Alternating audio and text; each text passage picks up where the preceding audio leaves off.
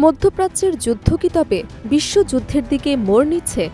যে সময় যুক্তরাষ্ট্র ও ইসরায়েল মিলে ইরানকে একঘরে করার চেষ্টা করছে, ঠিক তখনই তেহরানের বুকজোরের শক্ত ঢাল হয়ে দাঁড়িয়েছে দুই পরাশক্তি চীন ও রাশিয়া। সম্প্রতি নিউ ইয়র্কে নিরাপত্তা পরিষদের বৈঠকে যা ঘটেছে তা আধুনিক ভূ রাজনৈতিক ইতিহাসে বিরল।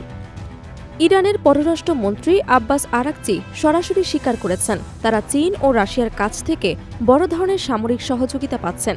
কিন্তু প্রশ্ন হল, চীন ও রাশিয়া কি সরাসরি আমেরিকার বিরুদ্ধে রণক্ষেত্রে নামছে? আর কেনই বা আরব আমিরাতকে দুবাইয়ের মতো ঘনবসতিপূর্ণ এলাকা থেকে হামলা চালানোর সুযোগ দেওয়ার অভিযোগ তুলল তেহরান? নিউ ইয়র্কে নিরাপত্তা পরিষদের বৈঠকে যুক্তরাষ্ট্র যখন ইরানের ওপর সর্বাত্মক যুদ্ধের যৌক্তিকতা তুলে ধরার চেষ্টা করছিল, ঠিক তখনই রাশিয়া ও চীন বাধা হয়ে দাঁড়ায়। দুই পরাশক্তির কঠোর আপত্তির কারণে ওয়াশিংটন তাদের পরিকল্পনা বাস্তবায়ন করতে ব্যর্থ হয়। আলোচনার এক পর্যায়ে দুপক্ষের মধ্যে তীব্র বাকবিতণ্ডা শুরু হয়, যা প্রমাণ করে যে ইরান ইস্যুতে বিশ্ব এখন স্পষ্ট দুই ভাগে বিভক্ত। ইরানের পররাষ্ট্রমন্ত্রী আব্বাস আরাকচি প্রথমবারের মতো জনসমক্ষে স্বীকার করেছে যে তেহরান চীন ও রাশিয়ার কাছ থেকে সরাসরি সহযোগিতা পাচ্ছে। যদিও তিনি এই সহযোগিতার বিস্তারিত প্রকাশ করেননি, কিন্তু প্রতিরক্ষা বিশেষজ্ঞরা মনে করছেন এটি মূলত আধুনিক রাডার সিস্টেম, ড্রোন প্রযুক্তি এবং গোয়েন্দা তথ্য আদান প্রদান। রাশিয়া ও চীনকে ইরানের কৌশলগত অংশীদার হিসেবে উল্লেখ করায় মার্কিন শিবিরের কপালে এখন চিন্তার ভাঁজ।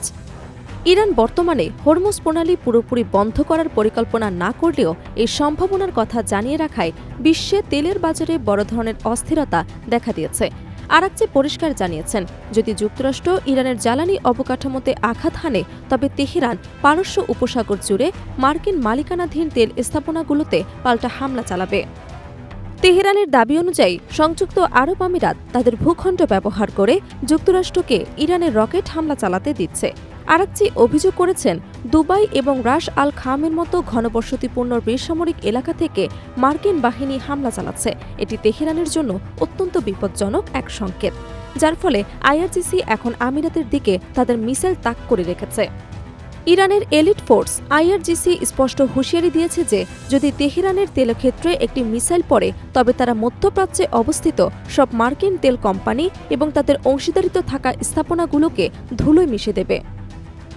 এটি মূলত একটি ইকোনমিক ওয়ারফেয়ার, যা অর্থনৈতিক যুদ্ধের হুমকি, যা আমেরিকাকে পিছু হটতে বাধ্য করতে পারে। ইরানের এসব অভিযোগকে বিভ্রান্তিকর বলে প্রত্যাখ্যান করেছে সংযুক্ত আরব আমিরাত। এক সরকারি বিবৃতিতে তারা জানিয়েছে, সন্ত্রাসী আগ্রাসনের মুখে তাদের আত্মরক্ষার অধিকার রয়েছে, তবে তারা যুদ্ধ নয় বরং যুক্তি এবং কূটনৈতিক সমাধানের উপর জোর দিচ্ছে। পারস্য উপসাগরের অন্য দেশগুলোয় বেসামরিক এলাকা থেকে যুক্তরাষ্ট্রকে হামলার সুযোগ দেওয়ার বিষয়টি অস্বীকার করেছে। চীন ও রাশিয়ার এই শক্তিশালী অবস্থান কি আমেরিকাকে যুদ্ধে নামার আগে দ্বিতীয়বার ভাবতে বাধ্য করবে? হরমুজ প্রণালী যদি সত্যি বন্ধ হয়ে যায়, তবে কি বিশ্ব অর্থনীতিতে ধস নামবে? আর আরব আমিরাত ও ইরানের এই পাল্টাপাল্টি অভিযোগ কি নতুন কোনো যুদ্ধের দামামা? তা কেবল সময় বলে দেবে।